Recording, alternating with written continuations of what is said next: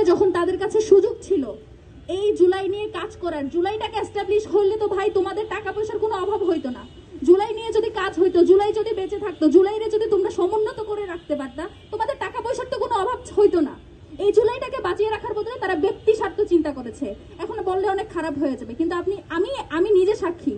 জুলাই পরবর্তী সমন্বয়কের তালিকা ছিল সম্ভবত 175 জন। সেই 175 জন সমন্বয়কের তালিকা হুট করে হয়ে গেল 300 থেকে 400। কয়েক মাস পরে সেটা হয়ে গেল 1000। ঠিক যেভাবে আওয়ামী লীগ সরকারের আমলে 10 থেকে 15,000 হুট করে আওয়ামী মুক্তিযোদ্ধা বেড়ে গেল, জুলাইয়ের পরপর যখন বাংলাদেশ স্বাধীন হয়ে গেল আমরা দেখলাম যে সমন্বয়কের সংখ্যা হুড় হুড় করে বাড়ছে। এবং এই সমন্বয়কেরা কি করেছে?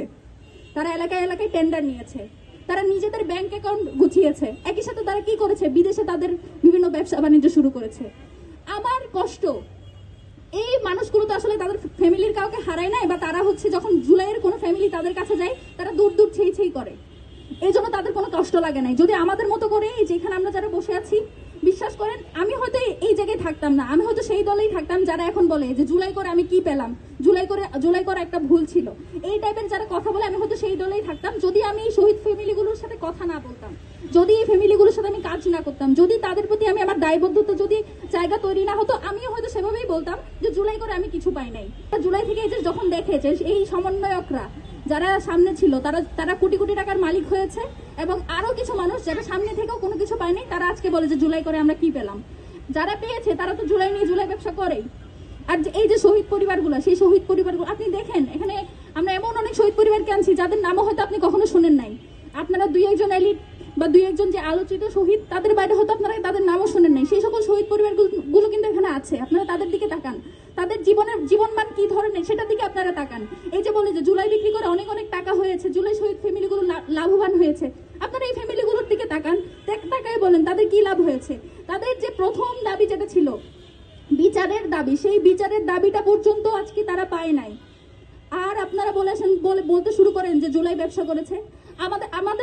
আমার ব্যক্তিগতভাবে সবার কাছে একটা প্রশ্ন আছে, যখন কোনো মুক্তিযোদ্ধা টাইটেল ব্যবহার করে, তারা যখন গুম করে, খুন করে, তারা হচ্ছে ভোট চুরি করে, আপনারা কি সেটার জন্য কখনো মুক্তিযুদ্ধকে প্রশ্নবিদ্ধ করেন? বলেন কখনো যে মুক্তিযুদ্ধ করা একটা ভুল ছিল?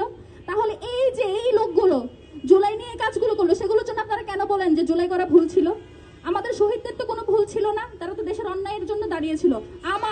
আমাদের কোনো ভুল ছিল না, আমরা অন্যায়ের বিরুদ্ধে দাঁড়িয়েছিলাম। আমরা সেখানে সেই উদ্দেশ্য নিয়ে যাই নাই যে একদিন কেউ অ্যাডভাইজার হবো, একদিন কেউ টাকা পয়সা কামাবো, একদিন কেউ একজন কিছু টেন্ডার পাবো, সেই টেন্ডার দিয়ে কিছু টাকা পয়সা আসবে, এই উদ্দেশ্য তো আমরা কেউ যাই নাই।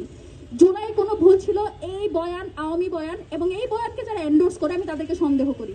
আপনারা দেখবেন জুলাইয়ের সময় কুসুম বিরোধিতা করতো, বলতো যে হারে সবকিছু বৃথা গেল, ফেসবুকে একটা খুবই খারাপ লাগছে, সবকিছু বৃথা গেল। দেখেছেন না আপনারা এই ধরনের স্ট্যাটাস? তারা এখন এসে হচ্ছে জুলাইয়ের বড় কান্ডারি সাজে এবং বলেছে জুলাই আমরা সামনে ছিলাম, এখন আমাদের জুলাই থেকে মন উঠে গেছে। স্পষ্ট করে বলি, এরা কোনোদিন জুলাইয়ের সামনেও ছিল না, জুলাইয়ের জন্য এদের কোনো মায়া দয়াও ছিল না। এরা শুধুমাত্র পিআর প্রেসারে নিজেদের চাকরি, নিজেদের এই যে জনগণের প্রতি যে জনগণ তাদের প্রতি যে প্রত্যাশা করে, সেই প্রত্যাশার দায় থেকে ছোট করে বিন্দু মাত্র যে অবদান রেখেছিল সেটা নিয়ে আজকে ধরো জুলাইয়ের স্টেক হোল্ডার সাজে। আর জুলাইয়ের সত্যিকারের যে স্টেক হোল্ডার পরিবারগুলো, এই যে শহীদ পরিবারগুলো সামনে বসে আছে, তাদের জীবনমান যেমন ছিল এখনো তেমনই আছে। আর এই যে জুলাই নিয়ে যারা ব্যবসা করেছে তাদের জন্য আমাদের জুলাই ছোট হয়ে যায় না, তাদের জন্য আমাদের জুলাই খাটো হয়ে যায় না। এবং এই যে আওয়ামীরা যে বয়ান ছাড়ে জুলাই নাকি কি হয়ে গেছে, জুলাই মিলিয়ে গেছে, জুলাই নিয়ে দেশ শব্দ তারা সামনে আনে, তারা আসলে মানে বলতে গেলে তো অনেক খারাপভাবে বলতে হয়, খারাপ ভাষা আজকে ব্যবহার না করি, তাদেরকে স্পষ্টভাবে জানিয়ে রাখি, ওরা যদি ভেবে থাকে এই যে শহীদ শরীফ ওসমান হাদি ভাইকে তারা হত্যা করেছে, জুলাই নিয়ে অনেক কথা বলা, দেশের এই কথাগুলো বলবে, এজন্য হচ্ছে তাকে শেষ করে দেওয়া, আশা করি তারা তাদের ভুল দেখতে পেয়েছে। আপনারা দেখবেন জুলাই হয়ে গেছে এখন 2 বছর 3 বছর, এখনো পর্যন্ত তাদের এত কাত্রদাহ শহীদ ওসমান হাদিকে নিয়ে, জুলাইয়ের শহীদগুলোকে নিয়ে ওরা একটা দিন কিন্তু আসলে মানে ভালো মতো দিন কাটাতে পারে না। সারাটা দিন তারা হচ্ছে ফেসবুকে এসে টন্ট করতে থাকে একে ওকে। এটা থেকে এটাই প্রমাণিত হয় যে তাদেরকে আমরা যে প্রতিরোধটা গড়ে তুলেছিলাম, তাদেরকে যেভাবে আমরা পতন করে দিয়েছিলাম, সেই পতনের তাদের যে পীড়া, সেই পতনের যে ব্যথা, সেই ব্যথা এখনো তাদের কমে নাই।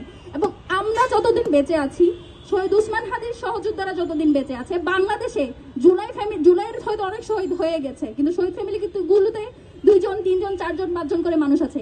এই মানুষগুলো যতদিন বেঁচে আছে ততদিন পর্যন্ত ওরা যাতে আর জীবনে কোনোদিন বাংলাদেশে ফিরে আসার স্বপ্নও না দেখে, স্বপ্ন তো দূরে কথা, তারা যাতে দুঃস্বপ্নও না দেখে, কারণ এই ফ্যামিলিগুলোর থাকে, আমরা যদি একজনও বেঁচে থাকি, আমাদের যে ন্যূনতম, ওরা যাতে মনে রাখে ওরা হেলিকপ্টার থেকে যে স্নাইপার দিয়ে গুলি করেছে, শটগান দিয়ে গুলি করেছে, আমাদের উপর যে অত্যাচার করেছে, সেটার বিরুদ্ধে ওদের বিপরীতে আমাদের হাতে ছিল কিন্তু লাঠি এবং ইট দিয়ে যারা স্নাইপারের গুলিকে মোকাবেলা করতে পারে, সেই মানুষগুলো একজনও যদি থাকে, হাসিনার এই দেশ আর ফেরা কখনো সম্ভব না।